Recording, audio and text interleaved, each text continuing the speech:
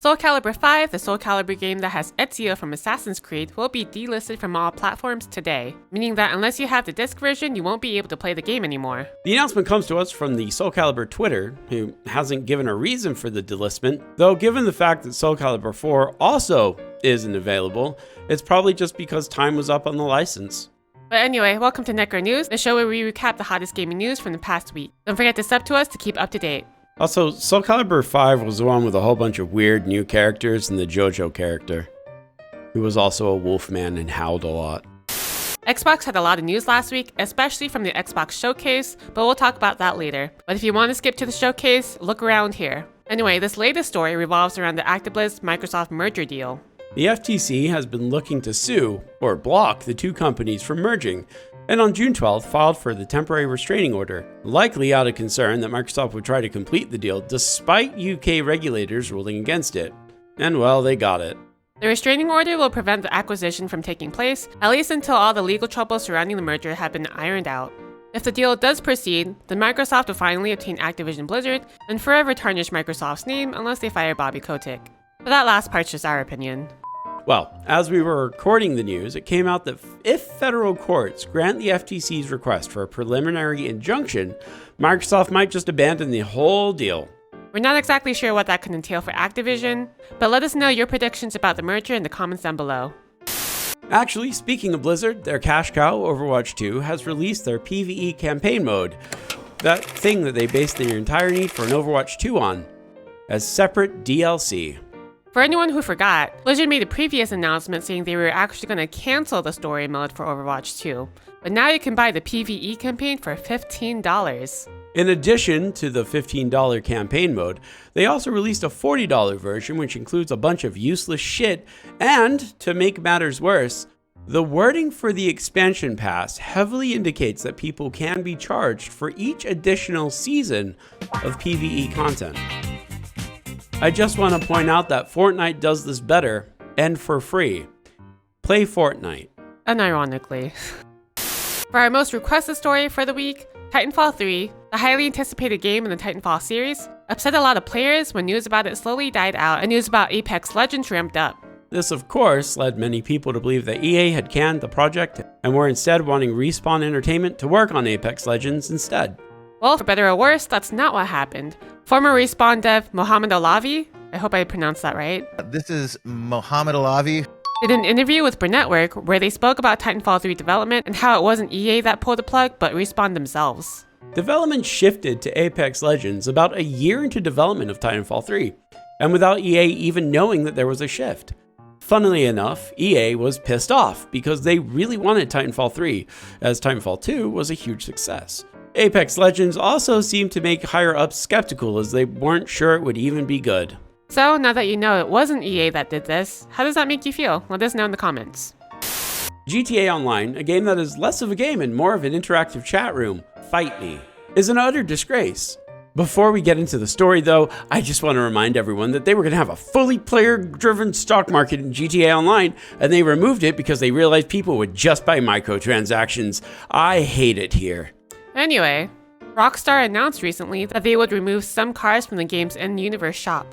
Well, that time has passed, and yeah, they definitely removed some cars. What was never made clear to players was what cars would be removed. Well, fans of GTA Online came together to create an entire list of all the missing cars, and it's about 200 cars missing from the game. Good job, Rockstar. Many players are rightfully pissed off due to the poor communication of the changes of the game, but also that content has been removed from the game that was available since its release in 2013. To add to the fire, many players have noticed that some of the removed cars have suddenly shown up as purchasable vehicles for GTA Online Plus subscription members, meaning that content that was previously free for everyone is now behind a paywall. Good job, Rockstar.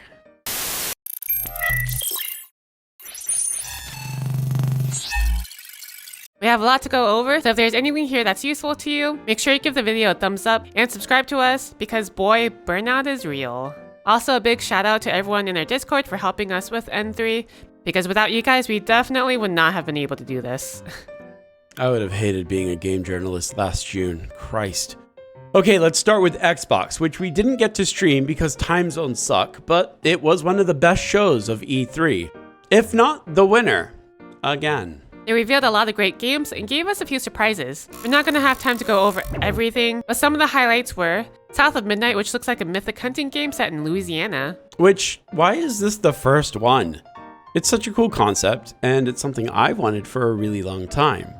They also showcased Obsidian's new Elder Scrolls-like game, Avowed, which I'm looking forward to. It reminds me of Shivering Isles, but somehow seems cooler? I don't know. There was also Path of the Goddess, which everyone is saying is Neo, but with magic you're wrong. First off, Neo had magic, and secondly, it's Genji with flowers. There was also Clockwork Revolution, which seems eerily similar to BioShock Infinite, or at least the aesthetic. Well, in fact, Ellie, it was so much like BioShock Infinite that the trailer producer for BioShock Infinite, Buttmac, has complained that the trailer has so many shots that are almost identical to BioShock Infinite's trailer that he took to Twitter, displaying all of the different similarities. Up next was the PC Game Show. There are a lot of good titles announced and some not as interesting, but I'll have Booster go over them. Okay, there was like 80 something titles announced in total, so I'm just gonna shotgun a few of the best looking ones and then go into the details of ones that I'm actually excited for. Mullet Mudjack, a Hotline Miami FPS, Revival Recolonization, a sci-fi post-apocalypse civilization game, Fabledom, a Fable-inspired city builder, Invector Rhythm Galaxy, a Zoom Zoom car rhythm game, Pax Die, which is a build-a-life MMO. As for games we're interested in, there's Islands of Insight, which looks like it could be some sort of MMO puzzle game. We also have Lords of the Fallen, which I know a few of my friends are looking forward to, even though the first game sucked and this reboot has nothing to do with it. There's also Mariachi Legends, which is a Metroidvania but with a Mexican aesthetic, and also in Japanese for some reason. Hopefully they add Spanish or English dubs or something, man. Diesel Legacy, which is an interesting 4-player steampunk fighting game, and the game that I'm most excited for, Parcel Corps, where you deliver packages on bikes. As for the Ubisoft Showcase, there was exactly only one thing that was worth watching, and that's Captain Laserhawk. And it's not even a game. It looks cool, I guess. The Assassin's Creed reference was weird, I guess. I don't know. Speaking of Assassin's Creed, there was also As Creed China, As Creed VR, and there were so many Assassin's Creed titles. None of them taking place in Korea though, so cool.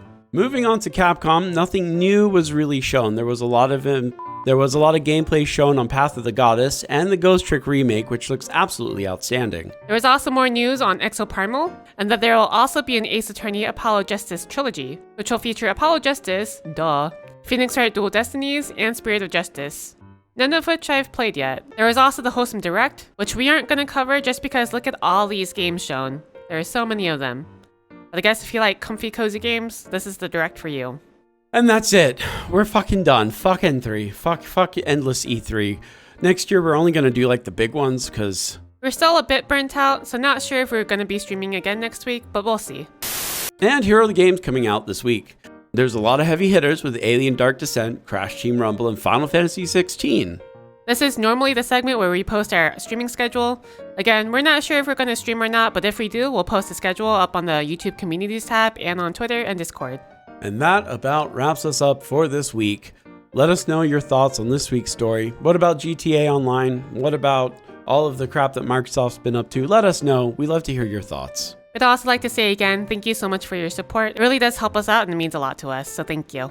Anyway, guys, until next time, goodbye.